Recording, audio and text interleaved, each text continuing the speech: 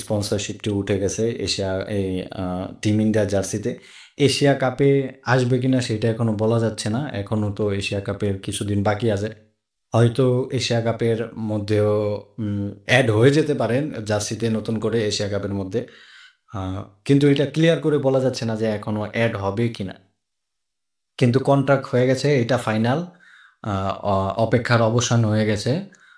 September থেকে যে নতুন করে সেপ্টেম্বরে যে গেম বিলিং পাস হয়েছিল সেটা থেকে তো ড্রিম ইলেভেন বাদ হয়ে গেছে। ড্রিম ইলেভেন না, শুধু ইন্ডিয়ার অনেক যে গেমিং অ্যাপ রয়েছে, এমপিএল, উইনজু, এগুলিতে আপনি এখন টাকা এটার মধ্যে অ্যাড করতে পারবেন না। ডিপোজিট করার কোনো অপশন নেই এখন ওটার মধ্যে গেলে। গেমিং অ্যাপগুলি চালু আছে কিন্তু ওইটা ডিপোজিটের কোনো অপশন নেই, উইথড্রলের কোনো অপশন নেই, কোনো ব্যাঙ্ক অ্যাকাউন্ট আপনি ওইটার মধ্যে যুক্ত করতে পারবেন না। তো এগুলি বন্ধ হয়ে গেছে। এগুলি বন্ধ হওয়ার কারণে কিন্তু স্পন্সরশিপটা ছুটে গিয়েছিল ভারতের টিম ইন্ডিয়া জার্সি থেকে। তো ড্রিম ইলেভেনের পরে এখন সেই অপেক্ষার অবসান হয়ে গেল।